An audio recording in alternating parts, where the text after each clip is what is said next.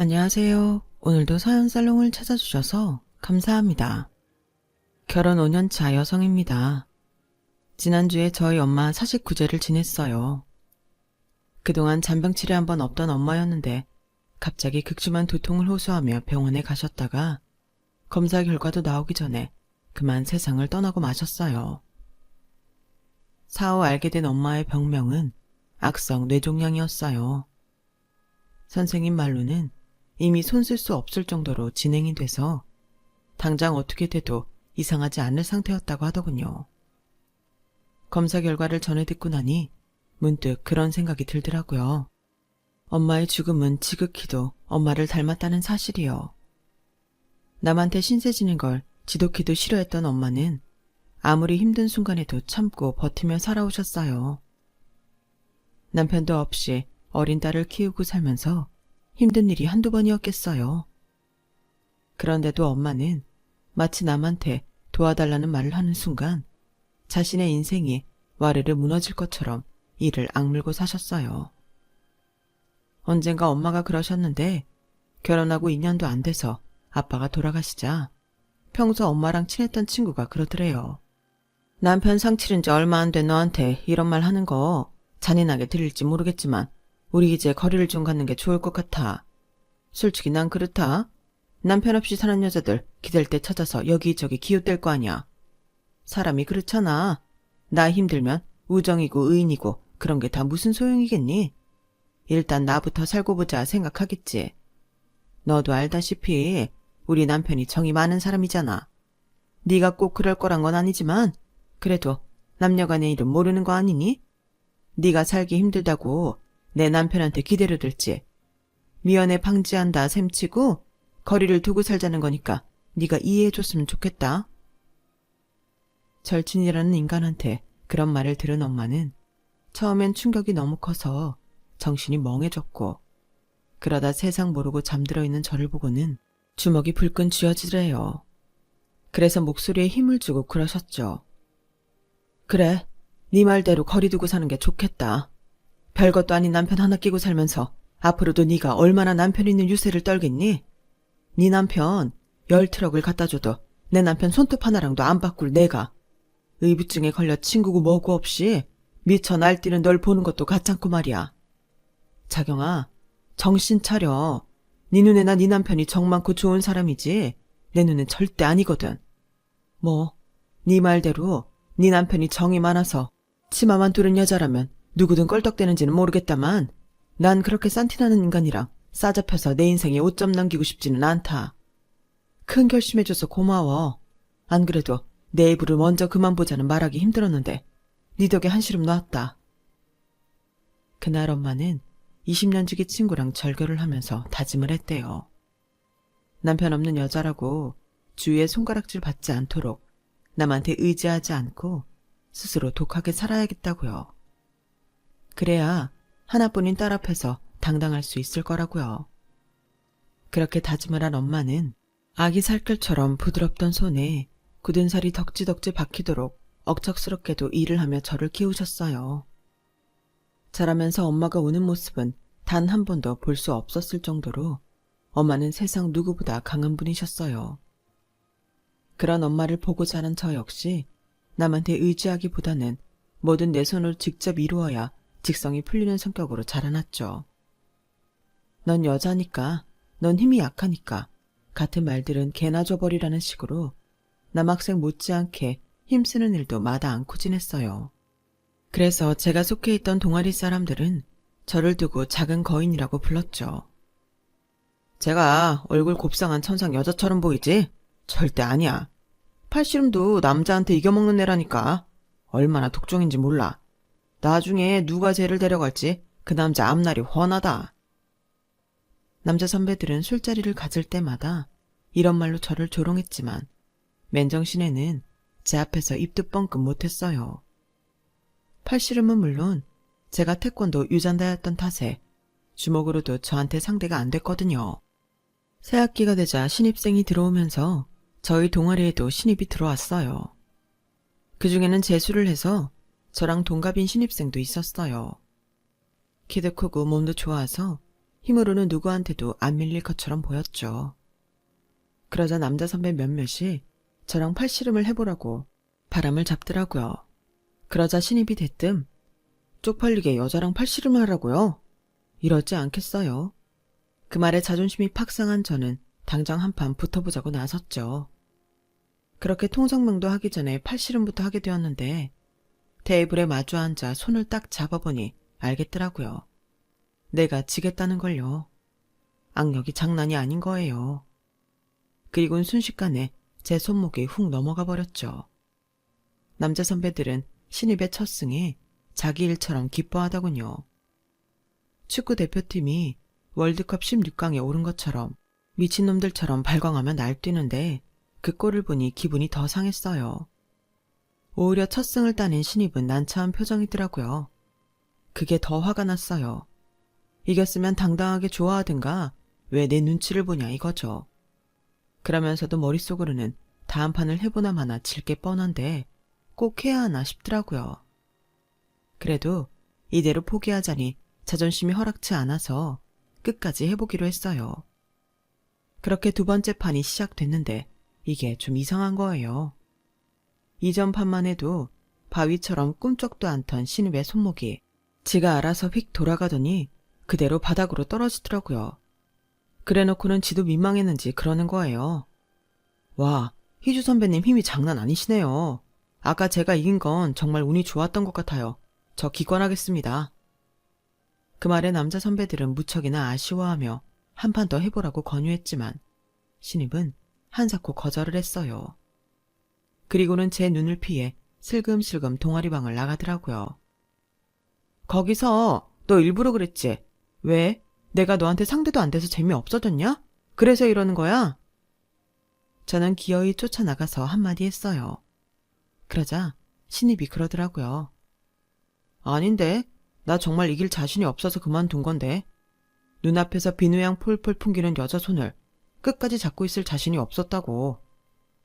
그 말을 하며 제 눈을 똑바로 바라보는데 순간 제 얼굴이 다 화끈거리더라고요. 내 앞에서 옷을 벗은 것도 아니고 야한 말을 한 것도 아닌데 왜 그렇게 심장이 콩닥거리던지. 안 되겠다 싶어서 제가 먼저 돌아섰어요. 그랬더니 제 등 뒤에서 그러더라고요.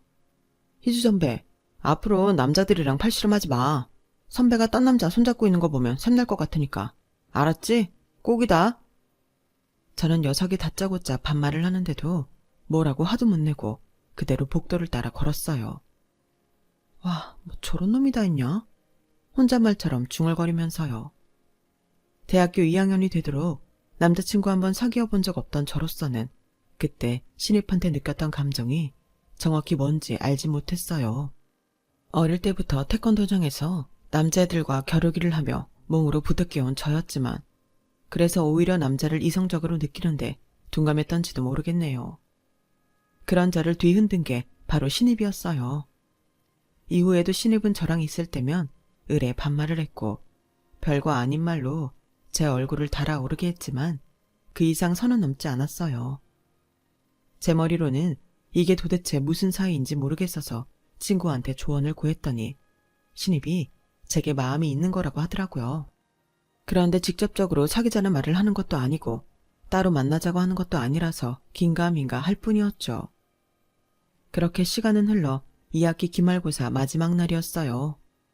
시험을 끝내고 홀가분한 마음으로 동아리방에 갔더니 선배들이 신입의 어깨를 두드려주며 위로하고 있더라고요. 희주야, 정우 군대 영장 나왔단다. 다음 주에 입대한대. 오늘 환송 파티 할 건데 너도 할 거지? 순간 심장이 쿵 내려앉는 것 같았어요. 시작도 못 해보고 이렇게 끝나는구나 생각하니 허탈해서 헛웃음만 나더라고요. 그래서 술자리에서도 내내 별말 않고 술만 마셨어요.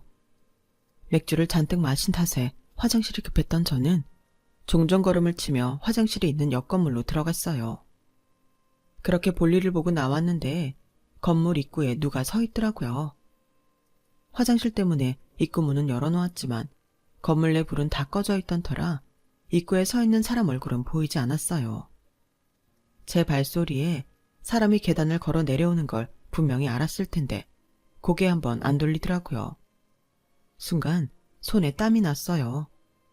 제가 아무리 태권도 유단자이긴 해도 술까지 잔뜩 마신 데다가 온전히 발을 뻗을 공간도 안 되는 상황에 상대가 흉기라도 들고 있다면 꼼짝없이 당하게 될 테니까요. 그래서 발걸음을 멈추고 상대가 건물을 나가기를 기다렸어요. 그런데 희주 선배, 나 여기서 언제까지 기다려야 돼? 할 말 있어. 내려와봐.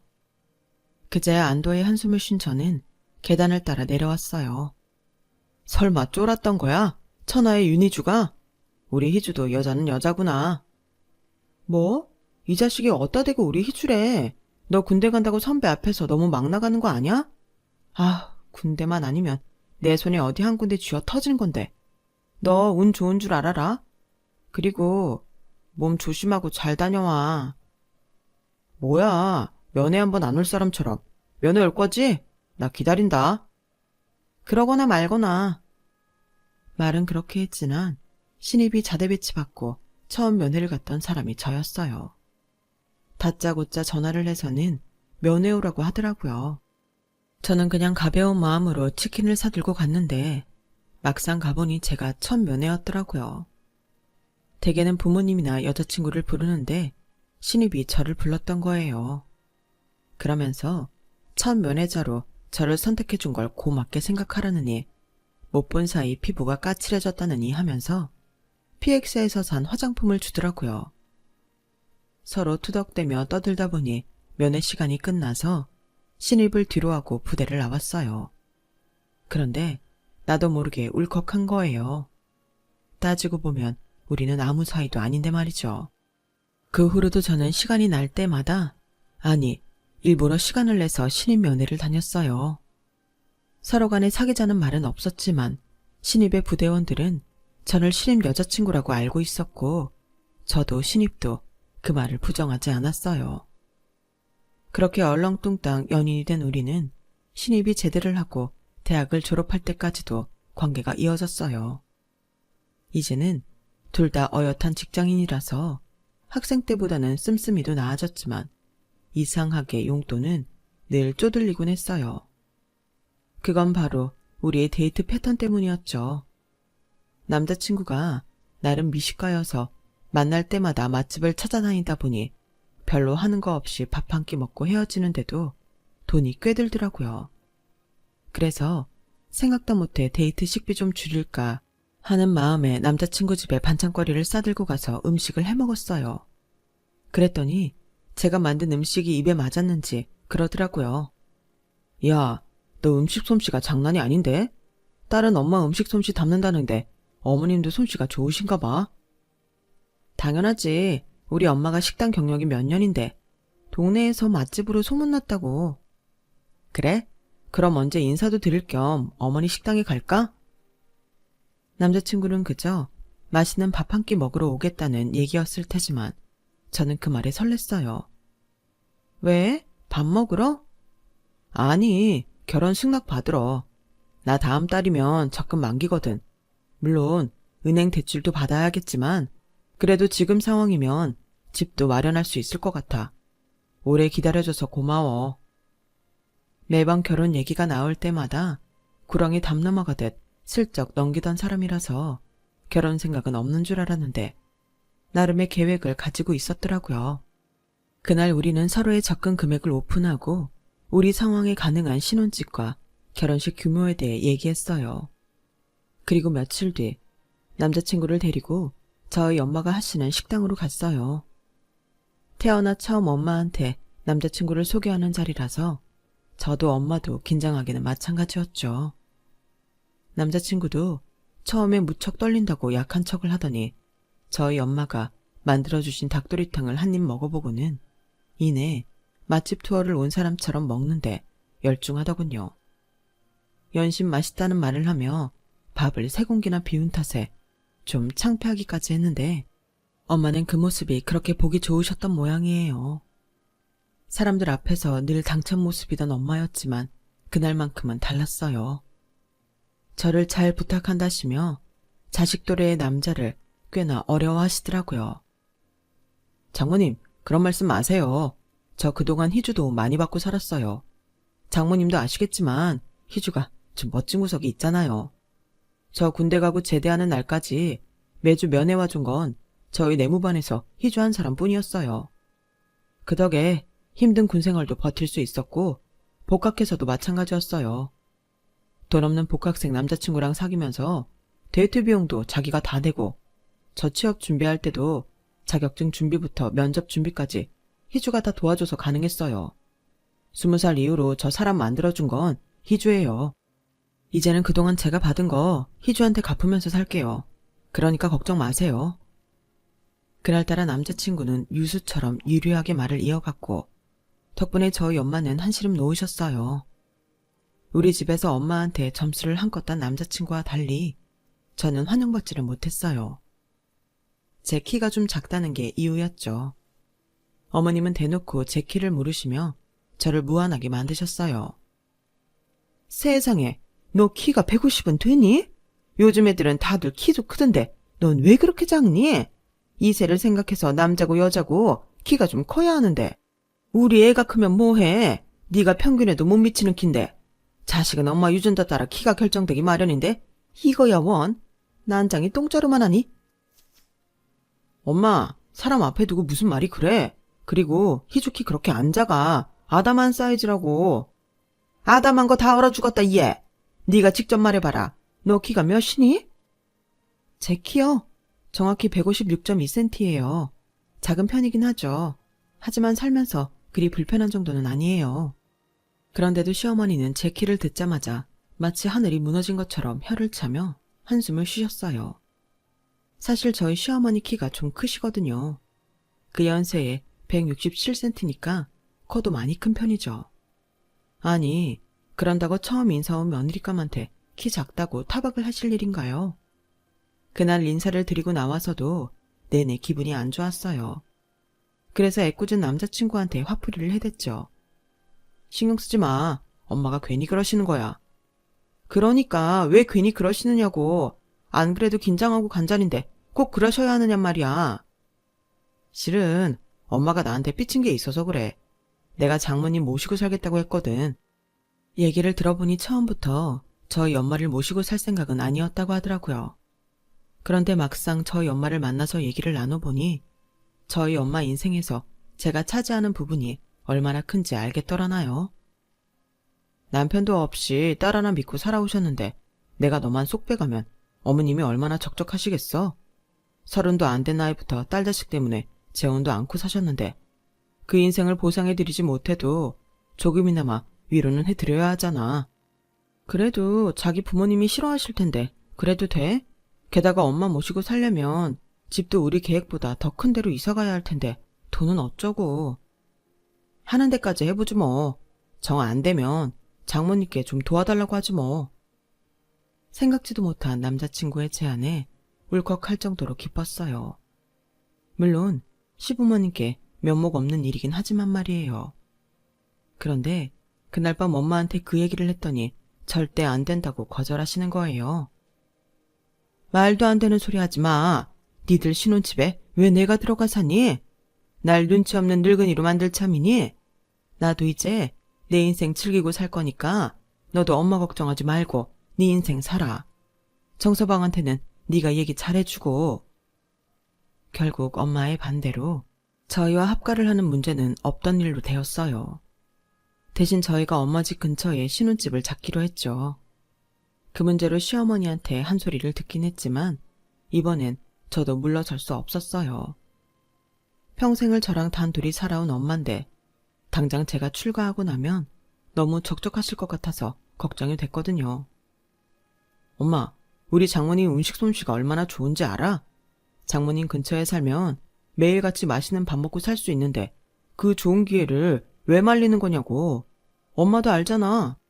나 입맛 까다로운 거. 엄마는 아들이 잘 먹고 잘 사는 게 그렇게 배 아파? 이 녀석이 누가 그렇대. 하여간 지 아빠 닮아선 먹는 거에는 엄청 열을 올린다니까. 자식 이기는 부모 없다고 결국 시어머니는 저희 뜻을 따라주셨어요. 하지만 이 일이 나중에 어떤 결과를 초래하게 될지는 그때까지만 해도 몰랐어요. 친정 근처에 살다 보니 가장 좋은 건 엄마 찬스를 자주 쓸 수 있다는 거였어요. 집들이 때도 엄마가 와서 음식을 해주셨고 평소 저희가 먹을 밥 반찬도 엄마가 직접 해다가 냉장고를 채워주시곤 했거든요. 김치는 말할 것도 없고요. 남편은 음식 솜씨 좋은 장모님 덕에 집에서 밥 먹는 시간이 제일 행복하다고 할 정도였죠. 그러던 어느 날이었어요. 주말에 시부모님이 찾아오셔서 간만에 한우를 구워 먹게 됐어요. 며칠 전에 엄마가 가져다 준 파김치랑 그 밑 각종 밑반찬을 꺼내 상을 차렸죠.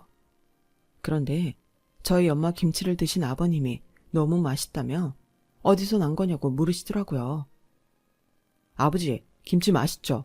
우리 장모님 솜씨예요. 이 파김치도 드셔보세요. 태어나서 이렇게 맛있는 김치는 처음이라니까요.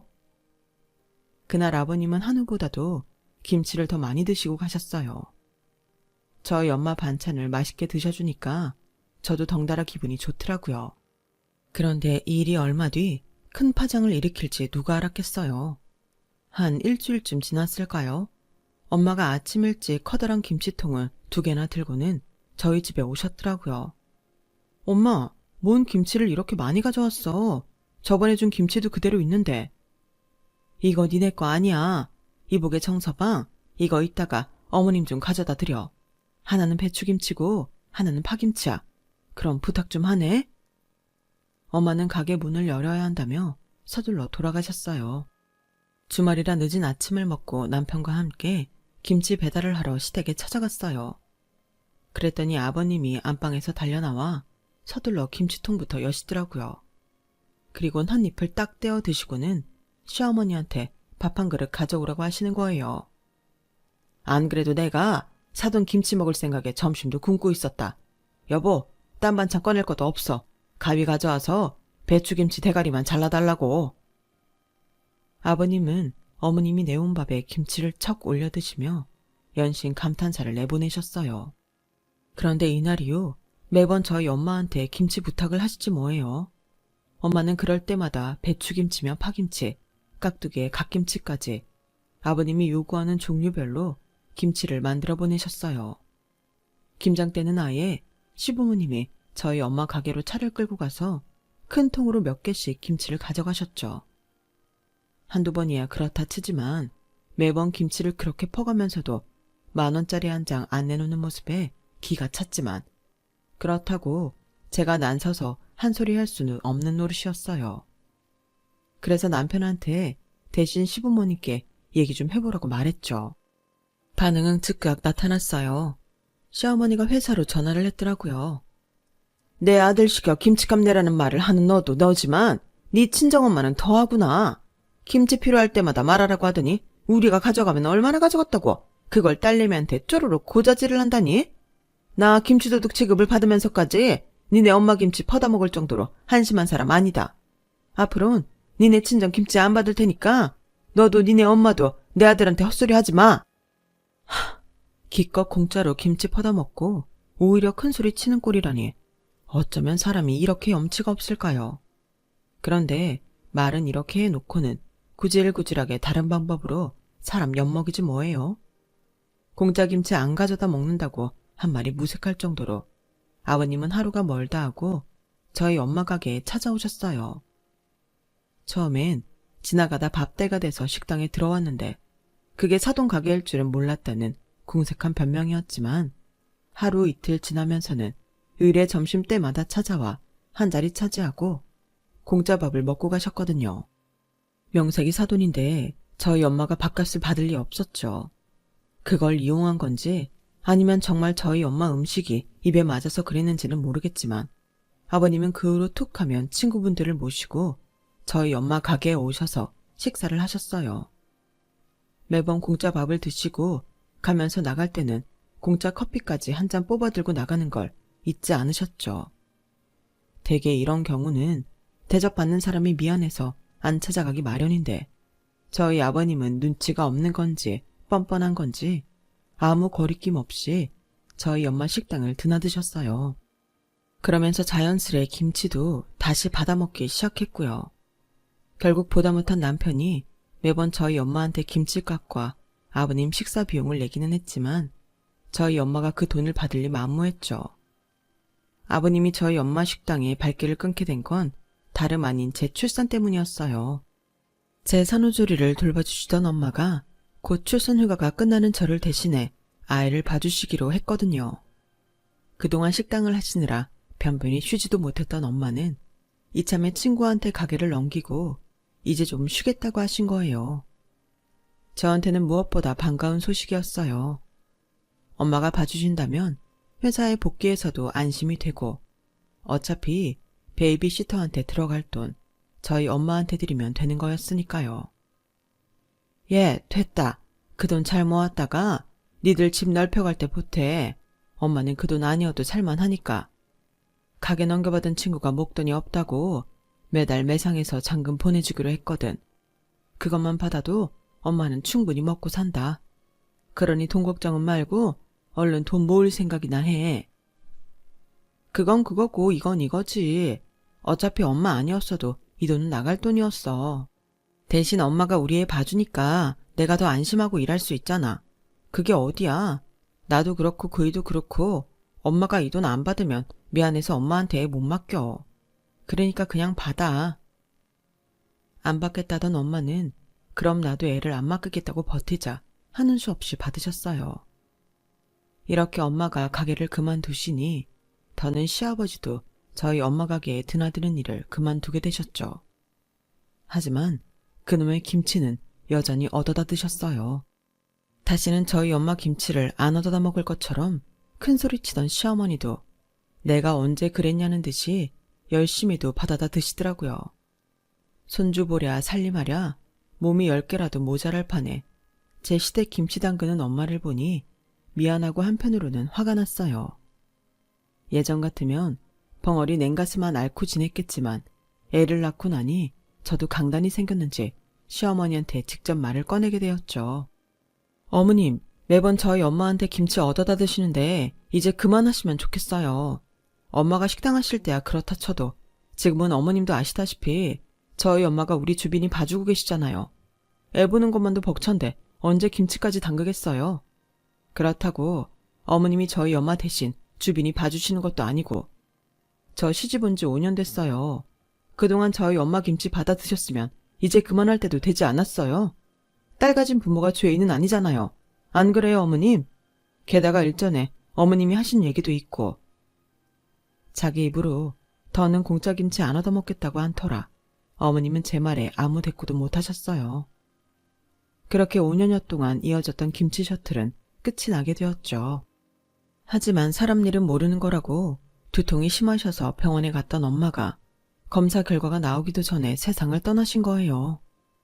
출근 시간이 다 되어 가는데 엄마가 오시지 않아서 집에 찾아가 봤더니 주무신 채로 하늘나라로 가셨더라고요. 허망하고 기가 막혀서 장례식 내내 눈물만 흘렸어요.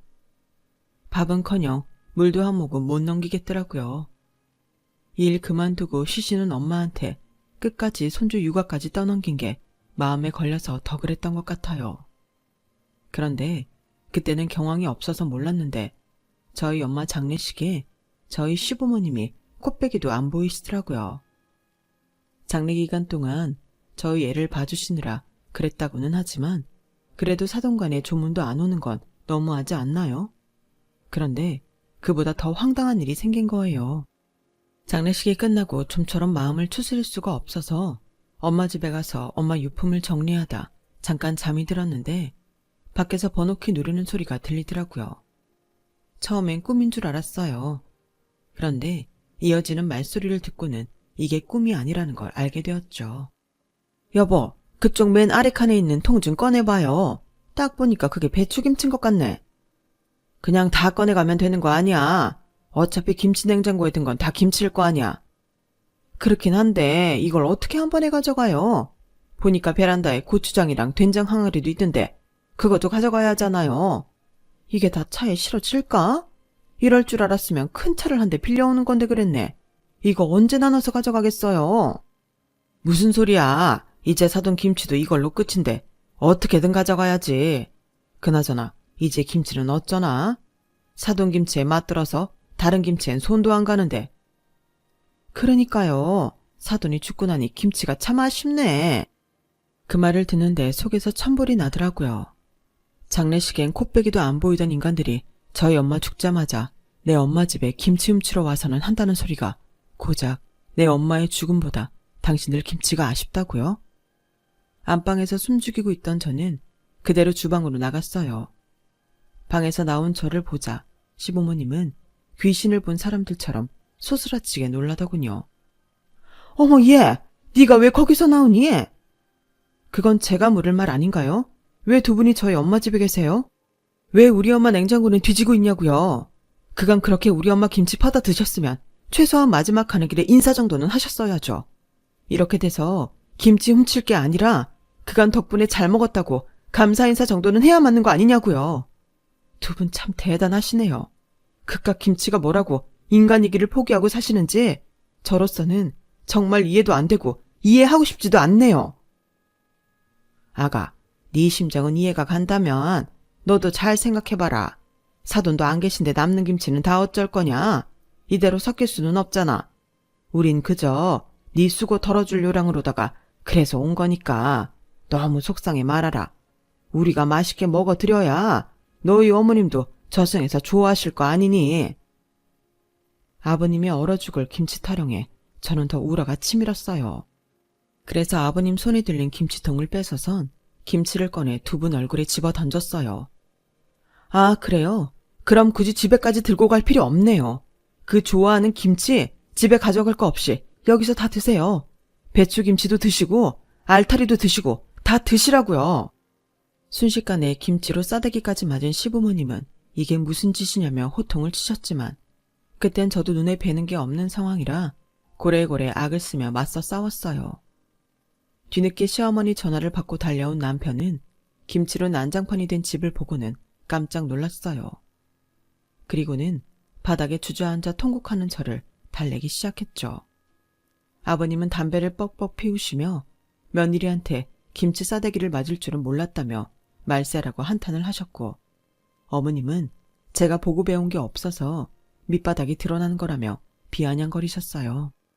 그러자 남편이 두 분을 노려보며 말했어요. 이 사람 경험 없을 거라고 대신 장모님 집 정리해 주시겠다고 비밀번호 물으신 거 아니었어요? 아니면 정말 장모님 김치 훔치려고 오신 거예요? 그런 거냐고요? 예, 아무렴 우리가 김치 훔치자고 왔겠니? 그저 온 김에 김치 상할까봐 들고 가자 했던 거지. 그걸 제가 곡해하곤 이 난리를 친 거 아니니? 어머님은 되도 않는 변명을 하셨어요. 퍽이나 그러셨겠네요. 애초에 장모님 장례식에도 안 오신 분들이 장모님 집 정리를 해주겠다고 해서 반신반의했는데 이게 목적이었던 거죠. 저 어머님 아버님 자식이에요. 다른 사람은 속여도 저는 못 속인다고요. 왠지 아세요? 그동안 살면서 두 분이 해온 한심하고 찌질한 모습을 누구보다 제가 잘 알기 때문이라고요. 제 처가 보고 배운 게 없다고요. 그렇게 따지면 저야말로 보고 배운 게 없는 사람 아닌가요? 부모 잃고 마음 아파하는 며느리 심정은 아랑곳 않고 자기 입에 들어갈 그깟 김치 쪼가리에 정신 팔려서 도둑질이나 하는 파렴치한들 밑에서 제가 뭘 보고 배웠겠냐고요. 창피한 줄을 아세요. 적어도 두 분이 인간이라면 모든 걸 제 아내 탓으로 돌리기 전에 본인 스스로 반성하시라고요. 저요, 오늘 이 시간 이후로 두 분 자식 노릇 그만할 생각입니다. 내 아이한테 떳떳한 부모가 되기 위해서라도 두 분 자식 그만할 거라고요. 그러니 당장 이 집에서 나가주세요. 남편은 시부모님을 내쫓고 바닥에 내던져진 김치를 치우기 시작했어요. 바닥에 뒹굴어 더러워진 김치 외에 온전히 남아있는 김치들은 김치 냉장고에 넣으며 그러더군요. 장모님이 남겨주신 마지막 김치니까 아무도 주지 말고 엄마 생각 날 때마다 조금씩 꺼내 먹으라고요. 이 김치 다 먹고 나면 그래도 장모님을 보내드릴 마음의 준비가 되지 않겠냐고 말이죠. 서둘러 잊으려고 애쓰지 말고 천천히 마음에서 준비가 될 때까지 충분히 그리워하고 슬퍼하라고 말이에요. 그 말에 남편을 끌어안고 한참을 울었습니다. 그 일 이후로 시댁과는 연락을 끊고 살고 있어요. 아버님과 어머님이 손주가 보고 싶으시다며 주말에 집까지 찾아와 배를 누르고 문 밖에서 싹싹 빌며 애원하셨지만 남편은 문을 열어주지 않았어요. 아무리 가족이라도 일방적으로 상처만 주는 사람이라면 연을 끊고 사는 것도 방법이라고 하면서요. 엄마 사직구제가 끝난 지금 여전히 저는 엄마를 떠나보지 못했지만 엄마 김치가 바닥을 드러낼 때쯤 되면 지금보다는 마음이 가벼워지지 않을까 생각해요. 비록 엄마는 떠나셨지만 제 곁에는 사랑하는 남편과 아이가 있으니까 저도 힘내서 열심히 살아보려고 합니다. 쓰다 보니 엄마가 그리워지네요. 제 사연을 들어주셔서 감사합니다. 항상 건강 조심하시고 행복하세요.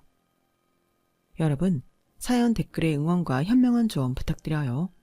좋아요와 구독은 저에게 큰 힘이 됩니다. 오늘도 좋은 일 가득하세요.